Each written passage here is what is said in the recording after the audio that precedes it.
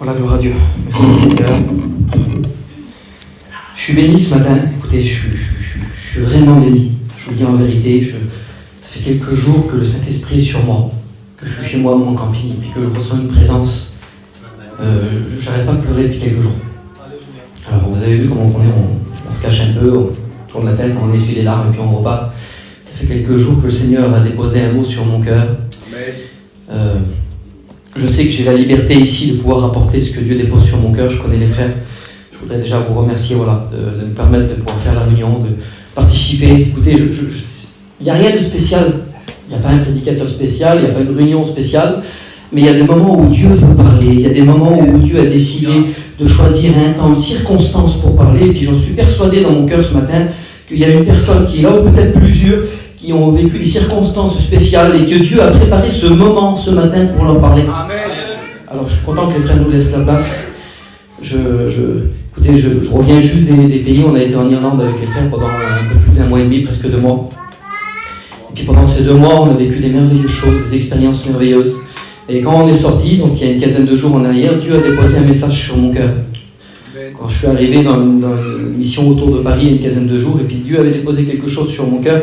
Et puis depuis ce temps-là, depuis une quinzaine de jours, ce message, il ne me déquitte pas la peau. Il est en moi, il est ancré en moi depuis 15 jours.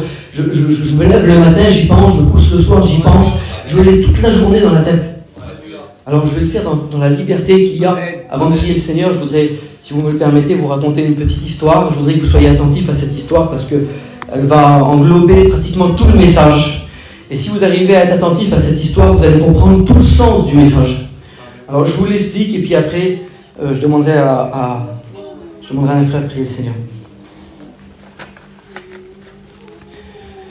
Voilà, écoutez, il y a au British Museum de Londres, l'un des plus grands musées qu'il y a aujourd'hui dans le monde, il y a ce qu'on appelle le vase de Portland.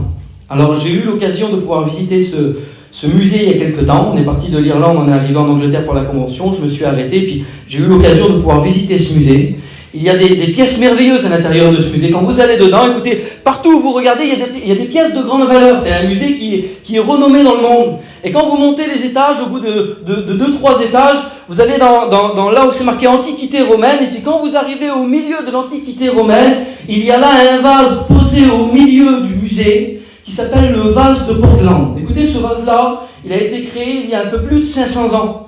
Le vase, quand il a été créé par les Romains il y a 500 ans, ils expliquent la petite histoire que le vase, il était doté d'une valeur exceptionnelle. Quand ils l'ont créé, c'était le prototype des vases avec les gravures autour, qu'ils ont dessiné des personnes dessus. C'était la première fois qu'ils faisaient un vase qui avait autant de valeur. Il était le prototype de tous les vases qui allaient être faits avec des gravures. Alors pour les hommes, quand ils l'ont créé, c'était le vase parfait. C'était le vase merveilleux, c'était le vase beau, c'était le vase de la plus grande valeur qu'on pouvait trouver. Et l'histoire nous dit qu'avec les années, au bout de 50, 100 ans, le vase est passé de main en main, il s'est vendu aux enchères, il s'est acheté, il s'est revendu. Et puis il est arrivé dans les mains d'une femme en Angleterre, à Portland, la duchesse de Portland. Elle avait acheté le vase à un prix inestimable. Écoutez, elle avait mis tout ce qu'elle avait de meilleur pour pouvoir acheter le vase, parce qu'elle connaissait sa valeur. Elle savait ce qu'il valait, c'était un vase exceptionnel. Et le vase de Portland, quand elle l'a pris, l'histoire nous dit qu'elle l'a posé au-dessus de sa cheminée en décoration. Et quand elle l'a posé au-dessus de sa cheminée, il est resté un temps, il est resté quelques années. Et au bout de quelques années, l'histoire nous dit que ce vase, à l'intérieur, elle n'avait pas remarqué ça. Elle ne l'avait pas vu, mais l'histoire nous dit qu'à l'intérieur du vase, ça avait créé une fissure. Et puis personne n'avait vu la fissure, elle était à l'intérieur, la duchesse de Portland, elle ne l'avait pas remarqué. Et puis des hommes sont venus pour examiner le vase. Et puis quand ils ont examiné le vase, ils croyaient que la valeur était toujours exceptionnelle, mais quand ils ont regardé à l'intérieur, il y avait une fissure. Et pour les hommes, parce qu'il y avait une fissure à l'intérieur, le vase avait perdu de la valeur. Alors la duchesse de Portland a décidé de le mettre en vente, parce que pour elle, vu qu'il était fissuré, il n'avait plus trop de valeur. Alors écoutez, le British Museum de Londres, 300 ans plus tard, a décidé de racheter le vase de Portland. Et il connaissait la valeur. Écoutez, le directeur du musée connaissait la valeur du vase. Alors il a acheté le vase, il l'a mis au milieu de son musée, quand vous y allez, vous pouvez le voir, et il est au milieu du musée, mais l'histoire nous dit qu'une centaine d'années plus tard, un homme est venu dans le musée. C'était un Irlandais, ils sont spécial les Irlandais là.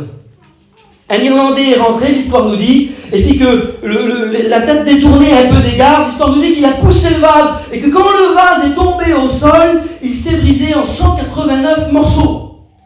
Irréparable, cassé, fini. Et quand les gens passaient, ils disaient, regardez, c'est dommage, le plus beau des vases a été brisé. Ça y est, il était brisé, c'était terminé. Mais le directeur du musée, qui connaissait la valeur du vase, a décidé d'employer le plus grand des réparateurs. Écoutez, il l'a appelé. Il a dit, tu vas réparer le vase, peu importe le prix que ça coûte. Et ça a coûté énormément d'argent au musée. Ça a coûté énormément de temps. Le réparateur a mis plus de 7 mois et demi pour pouvoir réparer le vase morceau par morceau. Et aujourd'hui, quand vous allez au British Museum de Londres et que vous voyez au centre le vase de Portland, il vaut une valeur encore plus importante parce que l'histoire nous dit qu'on ne peut plus voir les réparations tellement qu'elles ont été bien faites. Pourtant 189 morceaux. Écoutez, j'y étais moi. Il a fallu que je me mette à 2-3 cm du vase pour voir qu'il avait été réparé. C'était vrai, il avait réussi à réparer le vase et le vase était d'une plus grande valeur. Alors quand on regarde, écoutez cette petite histoire, elle ne paraît pas grand-chose. Elle a 4 étapes très importantes. Ce sera les 4 étapes de mon message, ça va vous donner un peu la longueur du message, et c'est les 4 étapes de la vie de l'homme. Écoutez, la création, les fissures, le brisement et la restauration. Alors on va méditer ce message-là ce matin ensemble, et je voudrais qu'Angie puisse prier le Seigneur pour moi. Amen.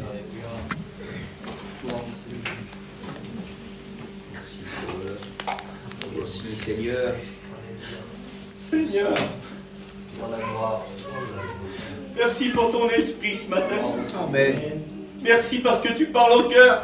Merci parce que tu as oint, Seigneur, ton serviteur. Tu as mis ce mot dans son cœur, Seigneur Jésus.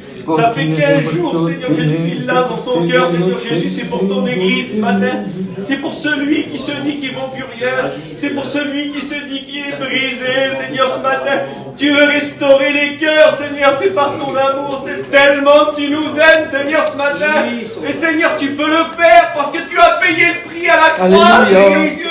Merci parce que je sais que tu vas restaurer avec ton huile ce matin. Le Saint-Esprit, il est là, Seigneur, pour réparer les cœurs, Seigneur, ce matin. Bénis ton main. Il a la liberté, Seigneur. On ne regarde pas la montre, Seigneur, ce matin. On regarde à ta parole. Alléluia. Remplis-le de ton autorité, Seigneur, et dispose les cœurs que rien ne puisse venir, Seigneur Jésus, pour troubler les cœurs, Seigneur, ce matin. Puisse prendre ta parole, Seigneur Jésus. À toi revient l'honneur et la gloire. Amen. Amen. Amen. Gloire à Dieu. Écoutez, première étape du vase, création. Première étape de la vie de l'homme, première étape de l'humanité. Genèse, chapitre 1, verset 1. Au commencement, Dieu créa. Amen. Création. C'est la première des choses que quand on regarde la parole qui vient apparaître. Création. Au commencement, Dieu créa. Il a créé ciel, terre, lumière, eau, arbre, étoiles, lune, soleil, oiseaux, poissons, animaux. Pendant 5 jours, Dieu va créer l'humanité. Tout va être fait à la perfection. Parce que c'est créé de la parole de Dieu. Il le dit. Et ça se fait. Il le dit, la chose qui n'existe pas. Elle apparaît. La création. Mais voilà, écoutez, au 6e jour, vous connaissez l'histoire par cœur. Au 6e jour, Dieu va dire cela. Créons l'homme à notre image. Et puis là, il vient un point vraiment important. 6e jour, créons l'homme. Il vient le premier rapport biblique de l'homme avec le vase. Comment c'est possible? Genèse chapitre 2, verset 7. Écoutez. L'Éternel Dieu forma l'homme de la poussière de la terre. Alors écoutez, c'est le premier rapport entre l'homme et le vase. Ils sont créés de la même matière. Ils sont créés de ce qui vient de la terre, de la poussière de la terre. Et puis quand on sonde les Écritures, qu'on veut comprendre les Écritures, il dit que l'Éternel Dieu forma. Et le mot former, il a un sens tout particulier. Quand vous regardez en hébreu, le mot former, c'est le mot yatsar. Ça voulait dire quelque chose qui est façonné, quelque chose qui est modelé. Et quand on regarde le mot yatsar, il a donné le mot potier, dans le sens où le potier va créer quelque chose de ses mains. Et puis quand je regarde la parole de Dieu, écoutez, c'est tout à fait normal que Dieu va employer le mot poussière pour l'homme. C'est pas un hasard si Dieu a choisi d'employer la matière, la poussière pour utiliser l'homme. Elle est représentative de plusieurs choses, la poussière, je l'ai marqué ici. La fragilité de l'homme. La fragilité de la poussière. Écoutez, on est ici, on s'endort, on ne sait pas si on va se réveiller demain. On écoute des misères partout autour de nous. On vit des misères partout autour de nous. Parce que l'homme, la Bible dit qu'il est comme une vapeur qui monte, qui disparaît. Il est fragile. La fragilité de la poussière. Et quand on regarde la parole, la poussière, c'est l'humilité. Écoutez, c'est l'infériorité. Il est en train de nous expliquer qu'il a tiré l'homme de la poussière pour expliquer qu'il est inutile. Pour expliquer que sans Dieu, l'homme, même qu'il est la création de Dieu, il n'a pas de valeur en lui-même. Il est tiré de ce qui vient de la terre. C'est la création. Mais j'ai remarqué quelque chose. Écoutez Genèse chapitre 3, verset 19. Et puis Dieu fait un rappel. Il dit, souviens-toi. Puis je le dis à tous les frères et sœurs qui sont là. Parce que des fois, écoutez, on croit qu'on est quelque chose. Mais il dit, souviens-toi. Il dit, t'es poussière. Et tu retourneras à la poussière. En voulant dire que ce que tu es sur cette terre, t'es qu'un passage.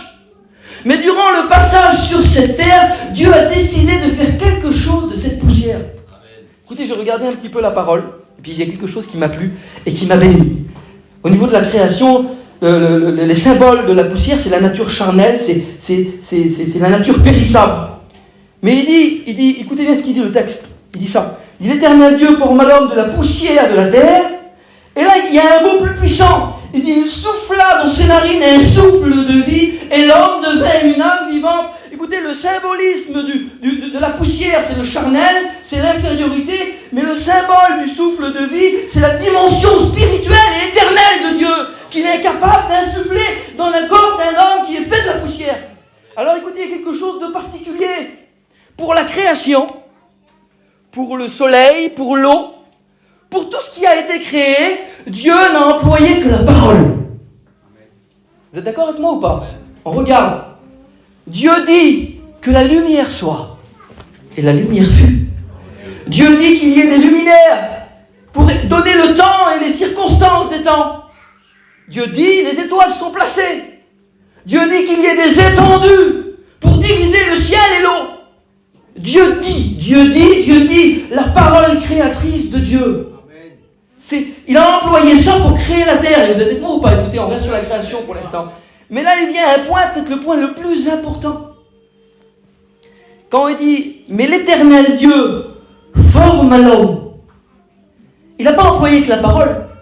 Être créé par la parole, c'est puissant. Mais le mot yatsar, formé, c'était créé par le toucher de Dieu.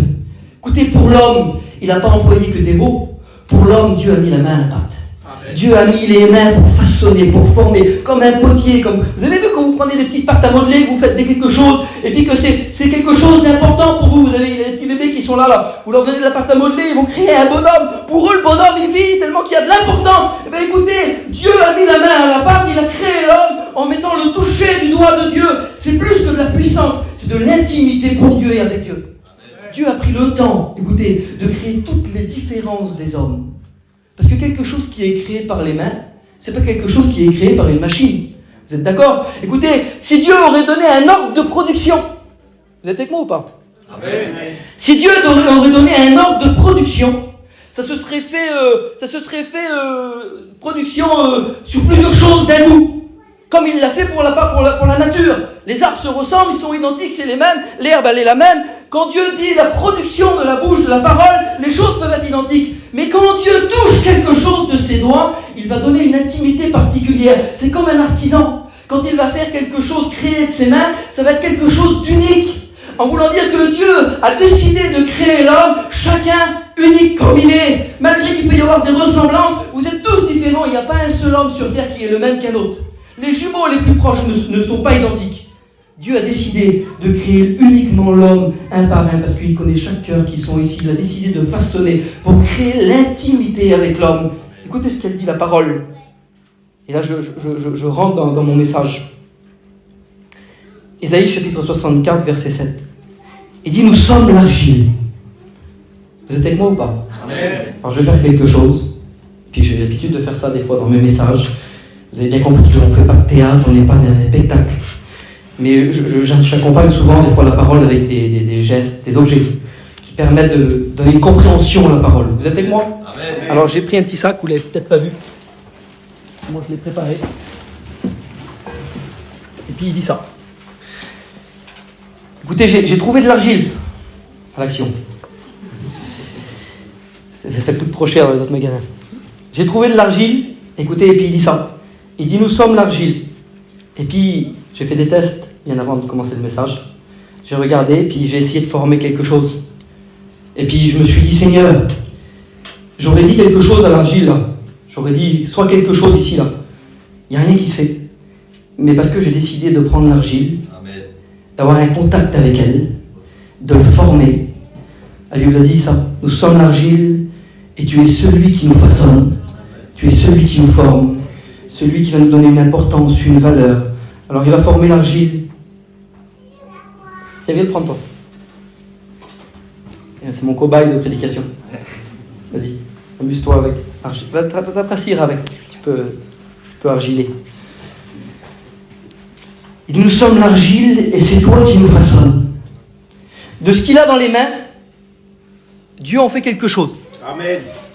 Écoutez. Il prend, il forme, il façonne, il prend l'argile et quelque chose ressort. Et il dit, nous sommes l'argile et c'est toi qui façonnes, tu donnes une forme, tu crées quelque chose de vrai. J'ai marqué ça. Je vous fais... 2 Corinthiens, c'est l'apôtre Paul qui dit ça, chapitre 4 et au verset 7. Il dit ça. Il dit, nous portons ce trésor. Parce que ce que nous avons à l'intérieur, ça ne vient pas de l'homme. C'est pas nous qui a décidé de se créer comme ça. Il dit, nous portons dans ce trésor, dans des vases de terre, afin que cette grande puissance soit attribuée à Dieu et non à nous les hommes. Écoutez, on n'a rien créé, nous.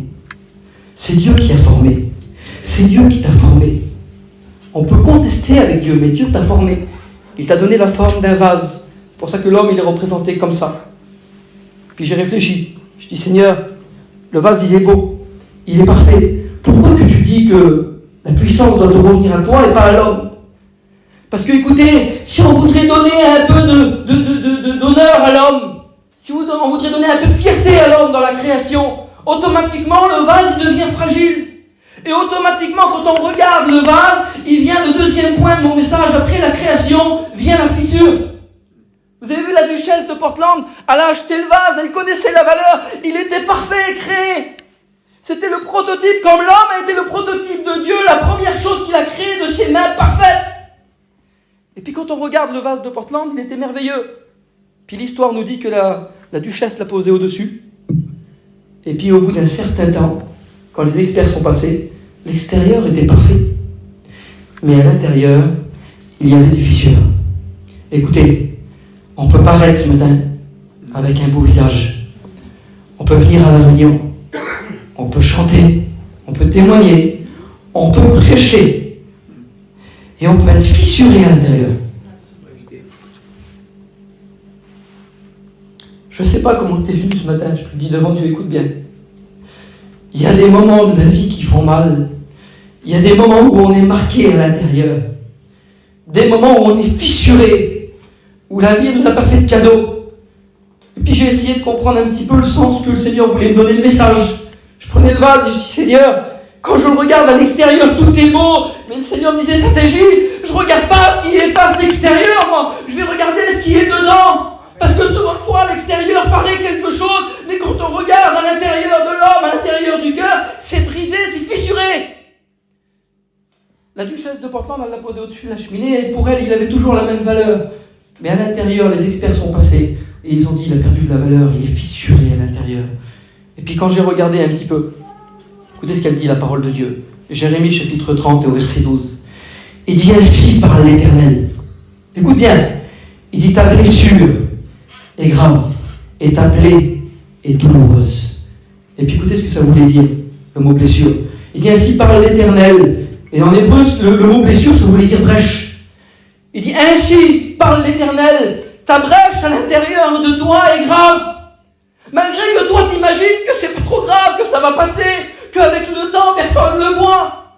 Mais l'Éternel, il est en train de te dire qu'à l'intérieur, la plaie que tu as, elle est grave. Et que ta plaie, elle est douloureuse, que ta brèche, elle est grave. Et il est en train de dire ça, et j'ai posé la question à Dieu, mais Seigneur, d'où que c'est que ça vient, les brèches qu'il y a à l'intérieur de nos vies? Alors j'ai essayé de regarder un petit peu. Qu'est-ce qui pouvait fissurer un vase? Vous êtes avec moi ou pas? Amen. Écoutez, qu'est-ce qui peut fissurer un vase? Et en fouillant un petit peu, écoutez, en recherchant un petit peu, j'ai vu la première chose qui a pu fissurer un vase. La première chose qui va fissurer un vase, c'est un choc physique. Comment ça? Ça veut dire qu'un coup reçu, c'est marqué comme ça, un coup reçu, même si le coup il a été donné, qu'à l'extérieur il ne se passe rien, à l'intérieur le coup a pu fissurer.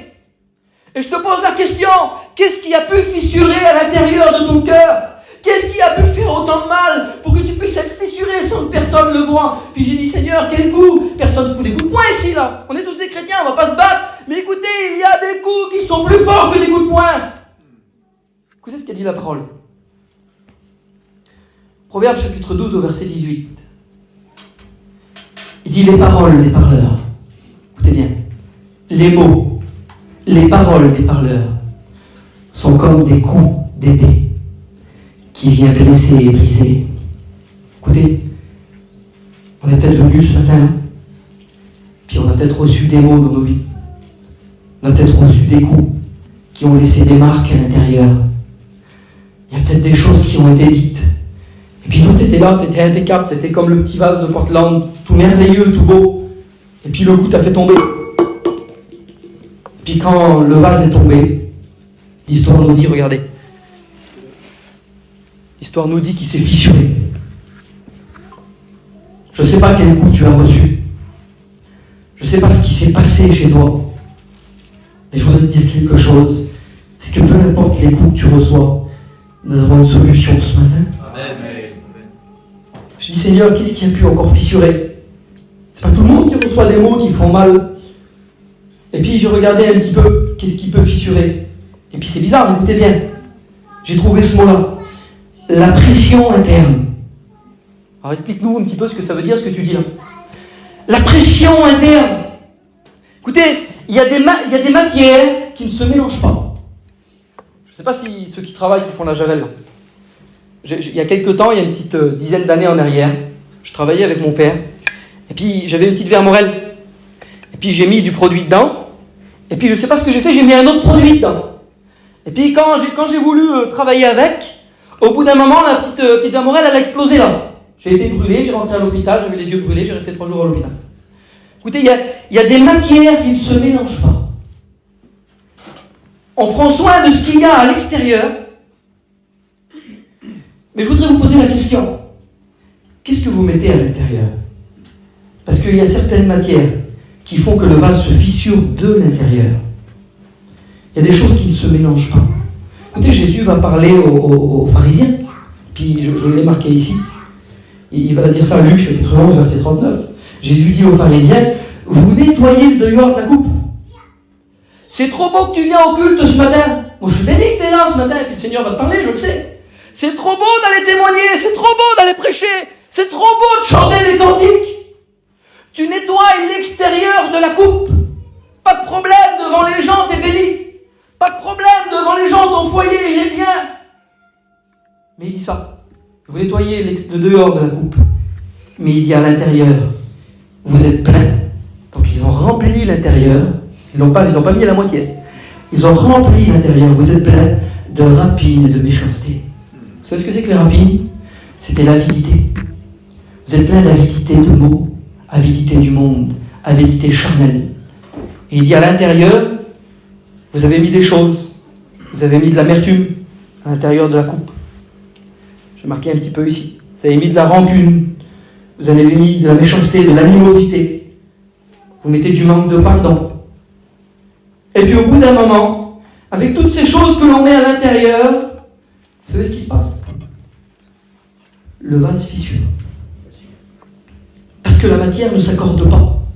La Bible dit que l'esprit et la chair sont opposés entre eux, afin que vous ne fassiez pas ce que vous voulez. C'est-à-dire que si l'on met des choses charnelles à l'intérieur du vase, vous comprenez le sens là? Si on remplit notre vase de choses charnelles et de choses qui ne viennent pas de Dieu, il y a un moment ou un autre où tu vas être posé, et tu te le remarqueras peut-être même pas tout de suite, mais il y a un moment ou un autre que tu vas remarquer qu'à l'intérieur il y a une fissure qui s'est créée.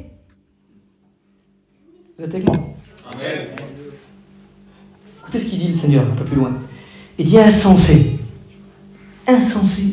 Dans le sens, admettons, tu ne comprends pas. Tu as voulu mélanger les choses à l'intérieur, les matières ne s'accordent pas ensemble. Il dit insensé. Il dit celui qui a fait le dehors. Il dit n'a-t-il pas aussi fait l'intérieur? C'est-à-dire que tu prends soin du dehors. Dieu a créé, pas de problème, il a créé la matière extérieure. Mais il a créé aussi ce qu'il y a à l'intérieur de l'homme. Et Dieu ne veut pas de mélange. Parce que le mélange fissure le vase. Vous êtes avec moi ou pas? Amen. Écoutez, apparence sans défaut peut-être, mais un intérieur brisé. Et puis il y a un dernier point que j'ai pris, qui peut être certainement pour moi le plus grand danger du vase qui va le fissurer. Vous savez, la duchesse de Portland, quand elle a eu le vase, elle croyait de faire bien, elle l'a mis en décoration, et elle l'a posé au-dessus de sa cheminée. Écoutez, ce qui fissure les vases aujourd'hui, la chose qui est le plus dangereux, c'est la variation de température. C'est-à-dire que l'on pose un vase, il n'a pas reçu de coup. Il n'a rien mélangé. Il est normal. Mais la sécheresse, la chaleur, le désert, va faire qu'il va se fissurer à un moment ou à un autre, malgré qu'il n'a pas reçu de coup. Écoutez, c'est le roi David qui dit ça. Psaume chapitre 63, verset 1er. Il dit « Mon âme », c'est l'intérieur de l'âme. Il ne dit pas mon corps. Hein. Il dit « Mon âme a soif de toi parce que je suis dans une terre aride, desséchée, sans eau. » Écoutez, je ne sais pas ce que vous avez passé. Je ne sais pas par quel désert vous avez passé. Je ne sais pas quel été tu as eu. Je ne sais pas si tu as pu partir en mission, si tu es resté chez toi. Je ne sais pas quel hiver tu as eu. Je ne sais pas les circonstances qui se sont passées dans ta vie.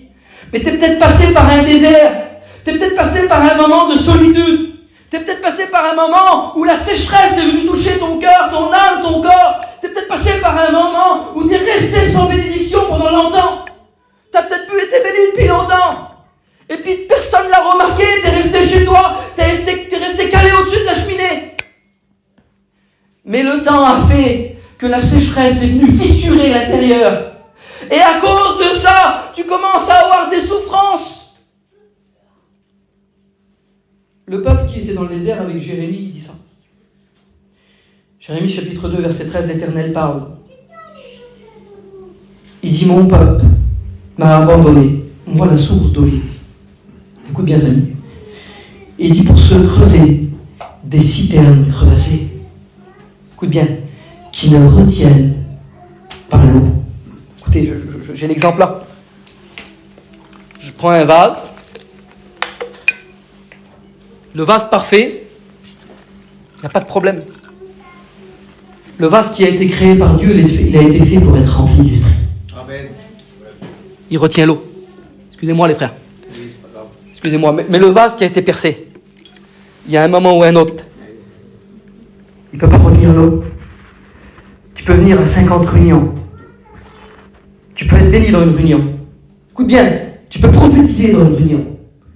Tu peux prêcher dans une réunion. Mais si à l'intérieur de ton cœur, il y a une fissure qui s'est créée à cause de la sécheresse, l'eau va partir. Et aucune bénédiction va rester.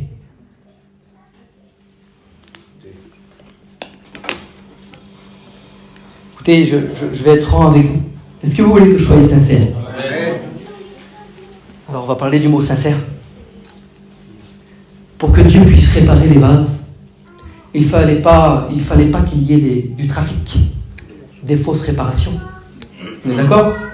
Écoutez, quand l'homme était fissuré, quand le vase, je représente comme ça, a été fissuré, quand vous prenez l'exemple de la Rome antique, que vous revenez il y a longtemps en arrière, quand les potiers vendaient les vases, vous connaissez cette histoire par cœur, mais je suis obligé de vous l'expliquer. Ils posaient les vases, et pour prouver que les vases avaient une réelle valeur, qu'ils n'avaient pas été cassés, qu'ils n'avaient pas été fissurés, ils mettaient une petite étiquette à côté qui était marquée sin sira, ce qui voulait dire sans cire. Parce que quand on allait chez quelqu'un qui était un peu voleur, allez, on va dire un potier qui était un peu caraveur, il prenait de la cire et il mettait de la cire sur toutes les fissures. Et quand on achetait le pot au prix fort, parce que les gens venaient, ils ne voyaient pas ce qui se passait, la cire était posée à l'intérieur. C'était quelque chose pour faire une réparation de circonstances. Il posait la cire à l'intérieur et quand les gens venaient acheter, ils ne voyaient pas que le pot était fissuré. Parce qu'il avait été mis de la cire à l'intérieur. Et quand on mettait de l'eau, au bout d'un moment, la cire partait. Et puis l'eau s'écoulait. Et les gens voyaient que ça avait fait carafe. Alors pour que les pots se vendent au prix fort, il y avait des experts qui passaient, qui vérifiaient les vases, qui vérifiaient les pots. Et quand ils voyaient que les pots n'avaient pas reçu de coup, qu'ils n'avaient pas subi la sécheresse, qu'ils n'avaient pas été fissurés, ils mettaient une petite étiquette qui s'appelait sincera, qui voulait dire aujourd'hui sans cire, qui a donné le mot sincère. Écoutez, pour que Dieu bénisse, Amen. Il faut être sincère. Amen. Il ne faut pas venir à la réunion avec un cœur caché. Il ne faut pas être faux dans une réunion, il ne faut pas être faux chez nous. Écoutez, tu veux que Dieu répare les fissures, ce matin, il va falloir que tu sois sincère avec le Seigneur. J'ai marqué ça. Il dit que l'Éternel, les petits versets que j'ai mis sur mon camping, vous venez de chez moi là-bas, il est comme ça le verset. L'Éternel est près de ceux qui ont le cœur sincère. C'est-à-dire que le potier vient, quand il voit qu'il y a un cœur sincère, il sait qu'il y a quelque chose à faire. Écoutez, j'ai marqué ça. Au bout d'un moment, quand le vase est trop fissuré, quand le vase il est à ce point-là, vous voyez qu'il y a des fissures partout, qu'il n'y a plus grand-chose à faire, au bout d'un moment, le vase se brise. Et on vient au troisième point de ma prédication. Il restera un point, on a presque terminé. Écoutez, être brisé, c'est pas être fissuré. Je dénigre pas ceux qui ont été fissurés. Mais quand on est brisé, que c'est difficile. Le vase de Portland a été vendu. Il a été vendu au British Museum de Londres. Un homme est venu, un jeune Irlandais. Il a poussé le vase. Et quand le vase est tombé, l'histoire nous dit qu'il s'est brisé en 189 morceaux. Écoutez, les hommes sont passés.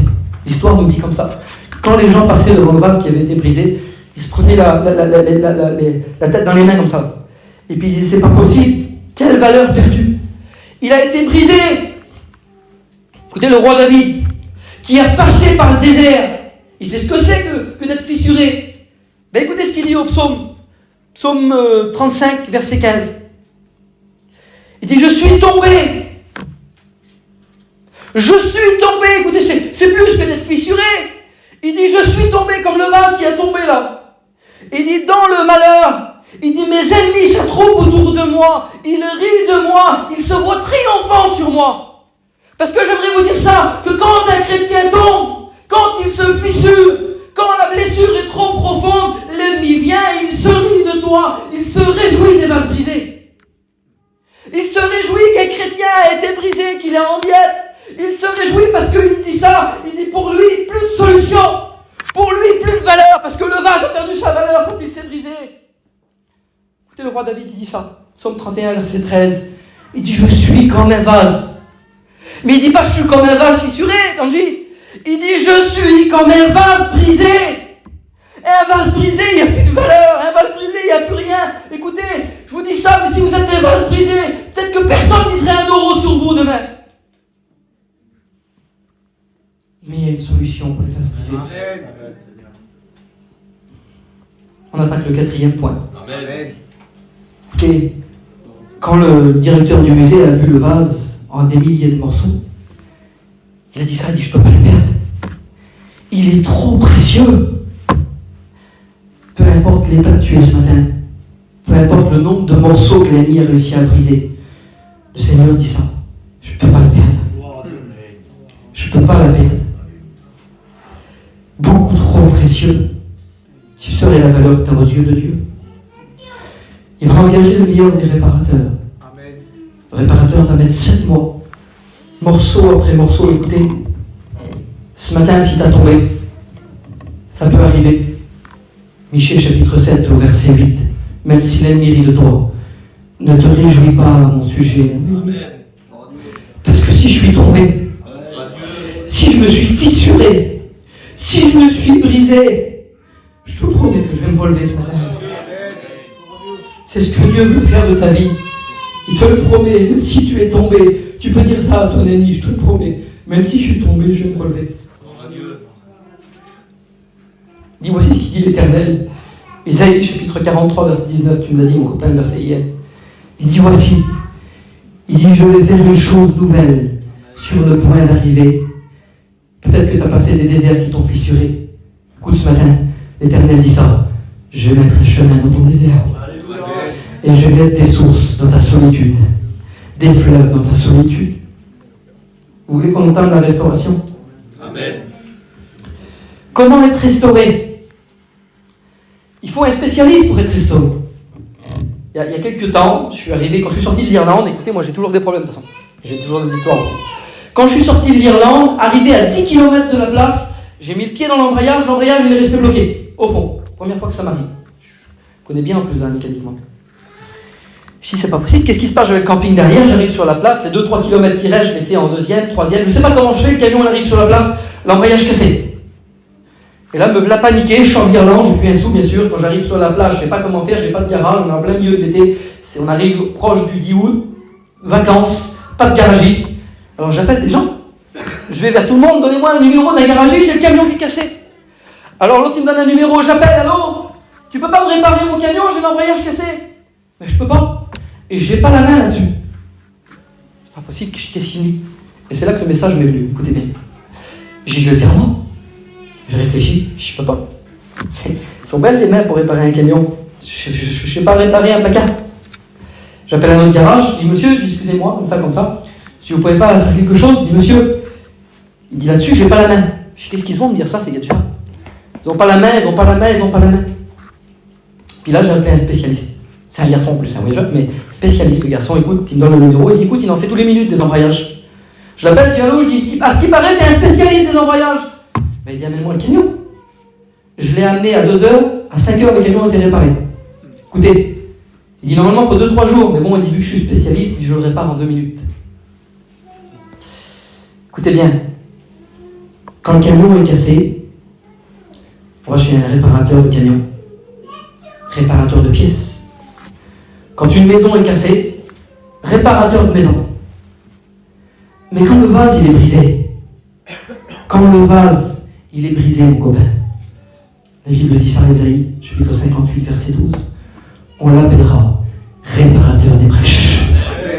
Celui qui restaure. Écoutez, c'est un spécialiste. C'est facile. Tu viens avec ton vase brisé, tu te présentes devant le Seigneur ce matin. Là. Tu viens, tu te présentes devant Dieu. T'as pas besoin de lui dire, écoute, faudrait que tu le répares comme ça. Non, il va te dire, arrête. Je sais où aller la douleur, je sais où aller la plaie, je sais où aller la brèche. Je suis le réparateur des brèches. Et ce matin, je vais réparer. Quelle beauté quand on vient chez un spécialiste. Il a les mains du spécialiste. Alors écoutez, pour pouvoir tomber dans les mains du spécialiste, il faut comprendre le texte de la parole de Dieu de Jérémie, chapitre 18. Et vous le connaissez par cœur et on le lit ensemble. Écoutez, c'est un spécialiste. Toi, t'es un vase, lui, c'est un potier. Il sait comment il va réparer ton vase ce matin. Et puis quand on fait la lecture, il dit ça. Il dit la parole fut adressée à Jérémie de la part de l'Éternel en ces mots. Et puis là, il va dire des points importants, écoutez bien. Il dit, lève-toi, descends à la maison du potier.